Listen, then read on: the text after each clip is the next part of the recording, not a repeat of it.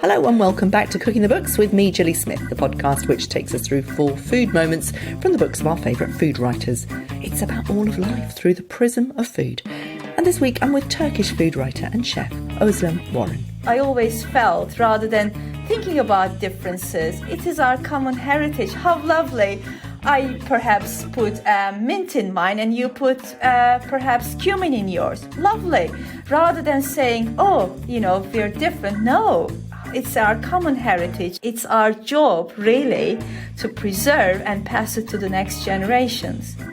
Ozlem found fame as a blogger after moving to the UK in 2009, and her supper clubs, meze nights, and her book Ozlem's Turkish Table have made her the name in Turkish food.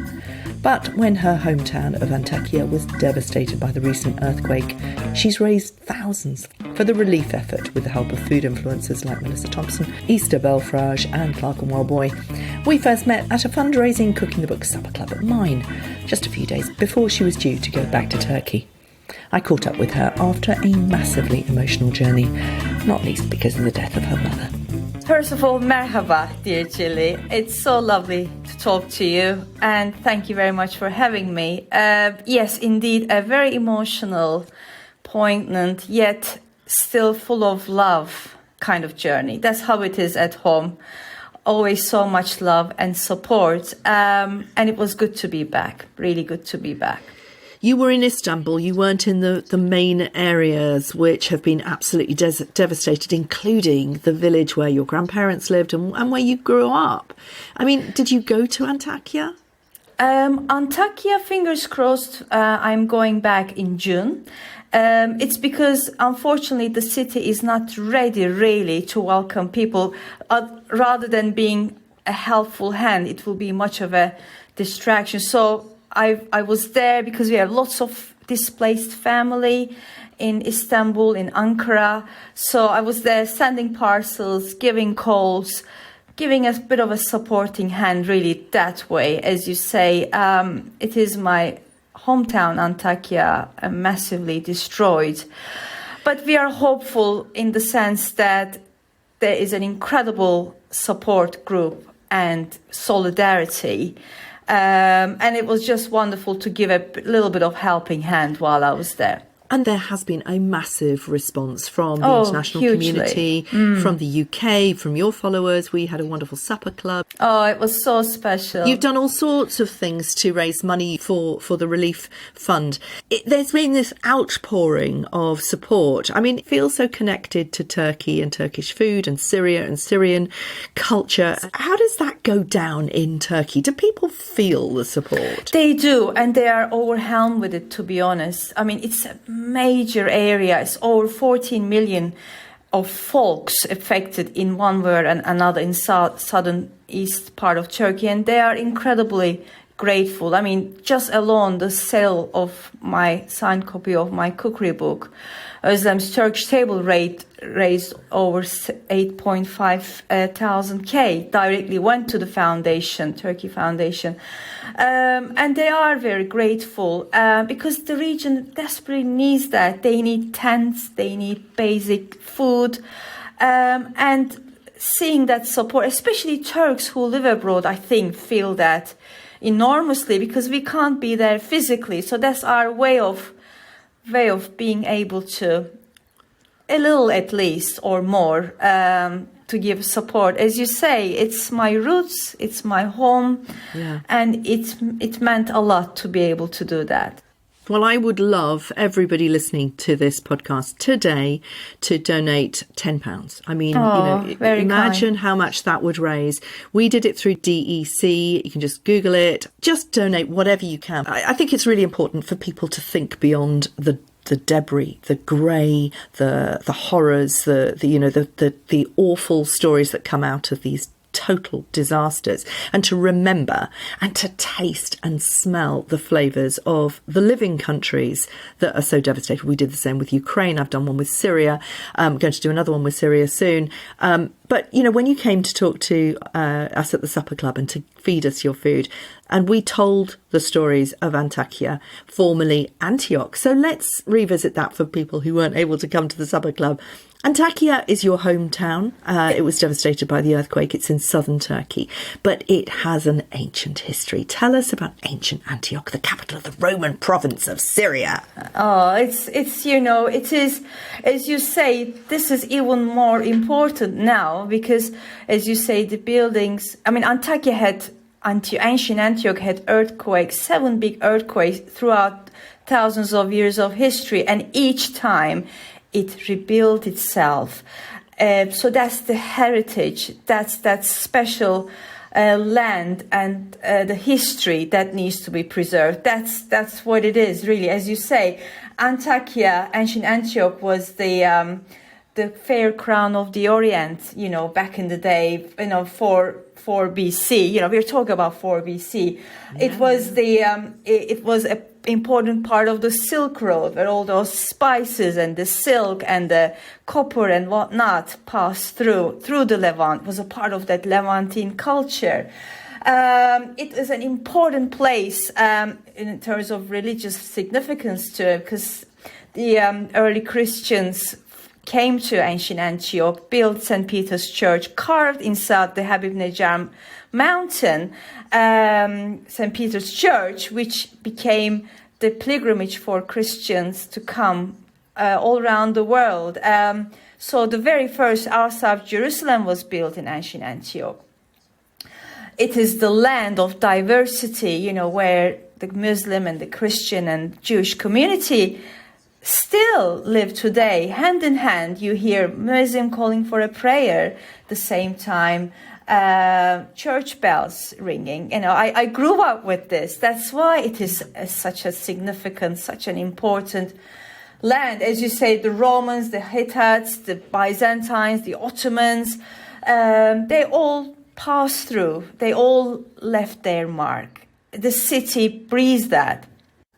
And that is one of the most important things about this area, the Middle East. Oh, hugely. The East Med, is that there were nomadic tribes, there were soldiers, there were all sorts of people, there were traders, all passing through, stopping, tasting these delicious dishes and then taking them on to the next place. So you do have a wonderful sort of melting pot of these hugely. Incredible flavours. Hugely. I mean, let's give that as an example, your first food moment, the Antakya flatbreads with feta, za'atar, pepper paste, biberli ekmek. Is that how you pronounce it? Biberli ekmek, evet.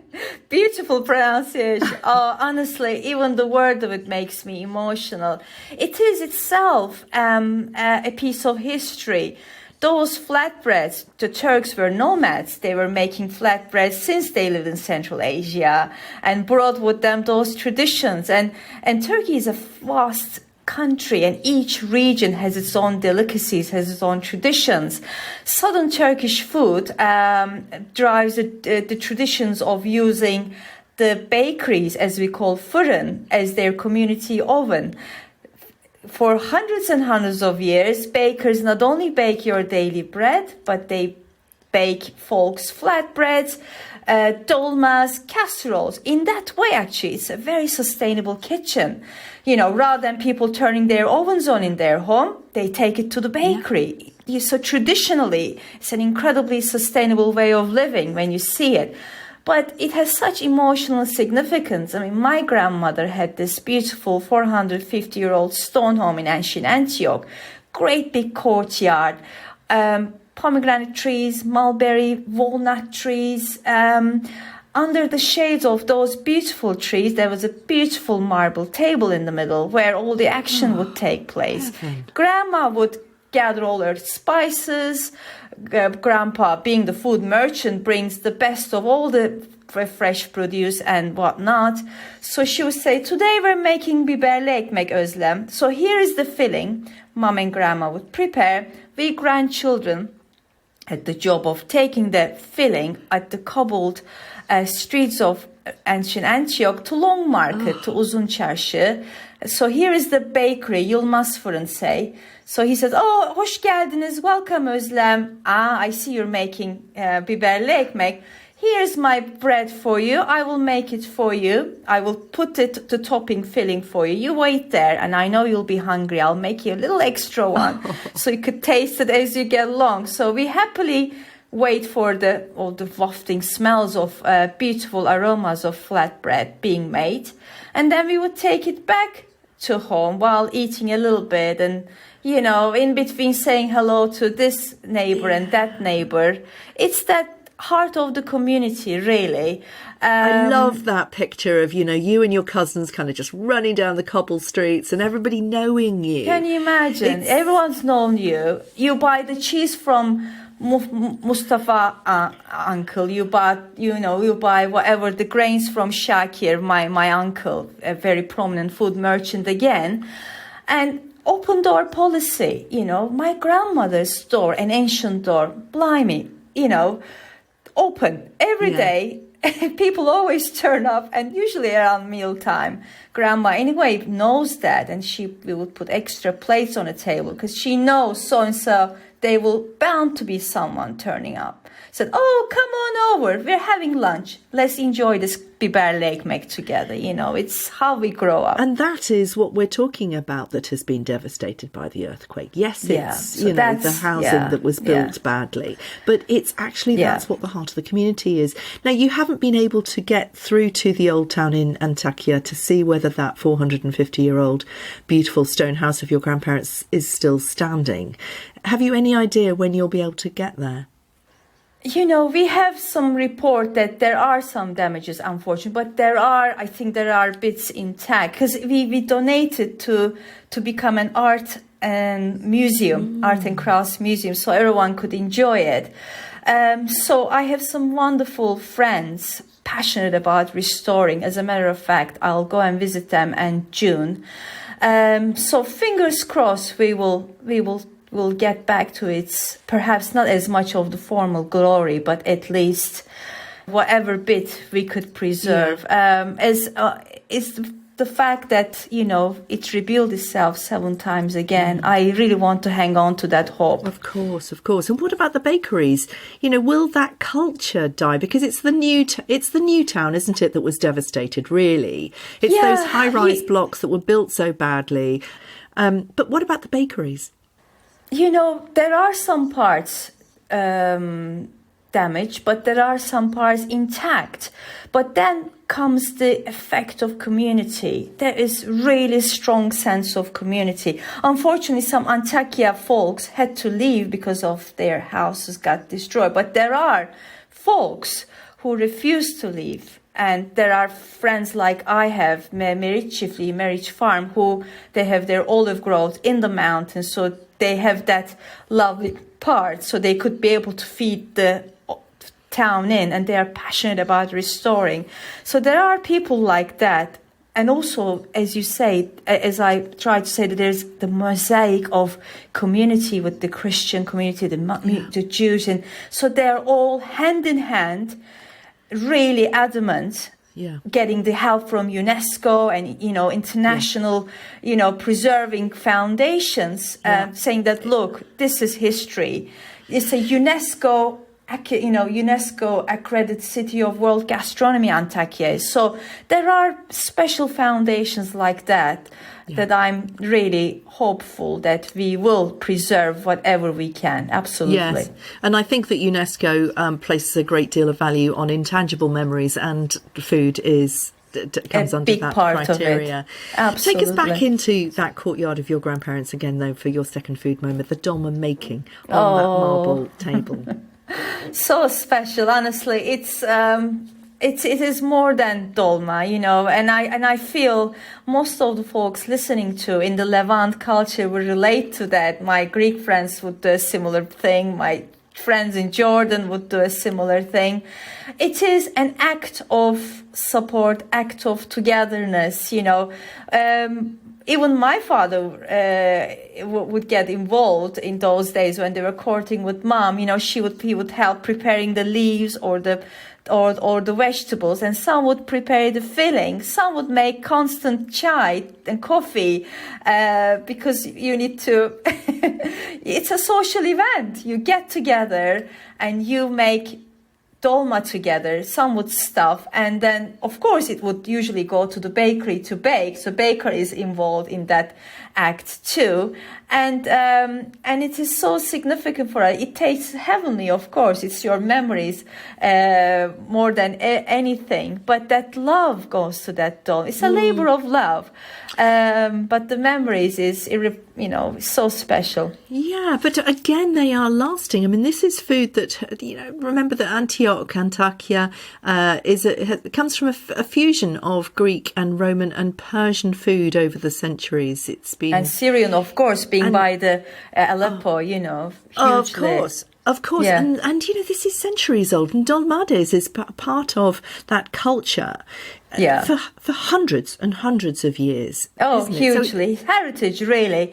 Massive heritage. My grandfather, Supi, as well as Uncle Shakir, they were food merchants, so they would trade spices as well as fresh food with Aleppo. So all the most beautiful fragrant spices would come to our home. Cases of figs, cases of aubergines. And of course, being that Silk Road and part of that Levant culture, you have so many similarities. Use of pomegranate molasses, pepper paste, pul biber, Aleppo pepper, a massive part of the cuisine. Künefe, kataifi. So you see an element of that in all through Aleppo, Levant, Jordan, Cyprus, Greece, and it's lovely, and I always felt, rather than thinking about differences, it is our common heritage. How lovely. I perhaps put mint in mine and you put perhaps cumin in yours. Lovely. Rather than saying, we're different. No, it's our common heritage, and it's our job, really, to preserve and pass it to the next generations. Well, it is. And what it is, it seems to me it's much more of a celebration than a lot of different cuisines, which hold on very emotionally to the actual recipes that were passed down from their mothers or their grandmothers, because particularly diasporic communities, they're holding on to their recipes very tightly because they need to have some kind of grounding. Turkish food is a little bit freer. It's a little bit more, and maybe that is because it is more grounded, that you haven't had a big diasporic community. Having said that, you left a long time ago. Tell us a little bit about the story of you leaving with your third food moment, which is all about you being called Little Aubergine by your husband.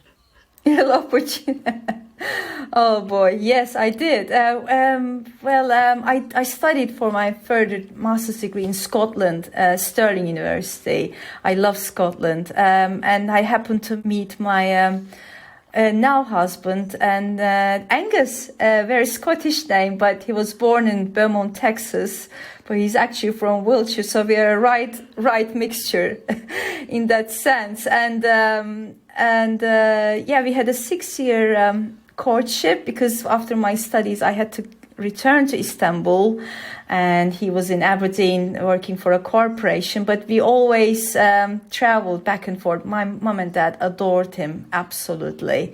But yes, food was a focal part, and as a matter of fact, my first meal involved making karnıyarık, stuffed aubergine, which is a lengthy phone call to Turkey.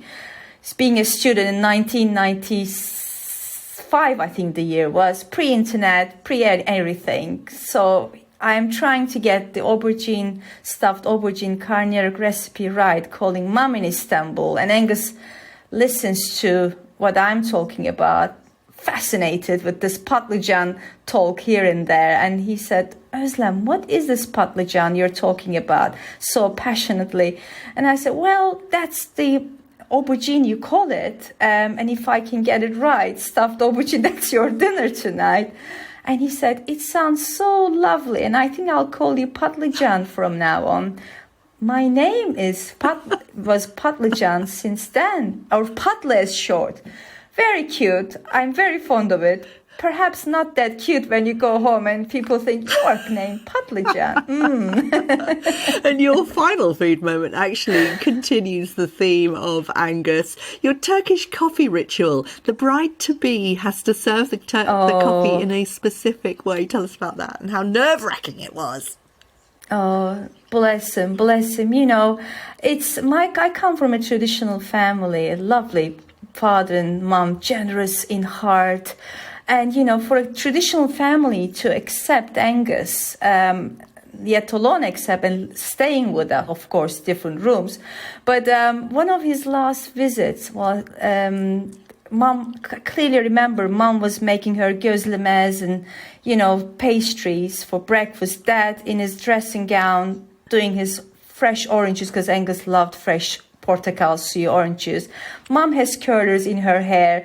Angus turned up around 8 a.m. in the morning, sharp dressed, you know, shaved, and his luggage is by the door because he's departing for Aberdeen after breakfast. And he said, Ozlem, may I have a word with your mom and dad, please? And I think at that moment, Mom finally thought, finally, after 6 years, perhaps that's our moment. So they are summoned to the lounge salon, and because traditionally in Turkey, the groom-to-be. What do you call it? Groom-to-be asked the permission of the father. So I think he wanted to do the thing in the right way. Bless him. So he asked my father's permission, but it's because my mom and dad speaks little English, not much. So I had to translate all these beautiful, lovely words of endearment and love to Dad. Dad being a lawyer, very reserved, very cool. Of course, he had tears in his eyes. Said, of course, Angus'cığım, you're our son. It's our pleasure. Mom crying, phone in her hand, calling all around the world, announcing our engagement. Literally, within half an hour, all the extended family in the house, aunties and uncles, to celebrate. The table has been set, and Mom said, Özlem, the tradition demands you need to make a nice, frothy, bol köpüklü Türk kahvesi, Turkish coffee for Angus. That's your test. You have to do that, Özlem. Okay, so 8 a.m., here I am, making the Turkish coffee. Poor Angus, he never drinks coffee before 11 a.m., let alone Turkish. Poor Angus had to drink it. He couldn't sleep for 2 days, apparently, but he got the permission. And he got the bride. He got the permission. But that it is, you know, all these rituals are so important for us. And it was so lovely of him to respect that. And very happy moments. You know, we still, I mean, Mom recently passed away. And Turkish coffee is always a special moment for us. Whenever I make it, I remember it, because it really is more than the food, the drinks, the memories it brings to us. That special connection that brings to us is so special. And I'm very grateful, you know, I am very grateful to be a part of this loving culture.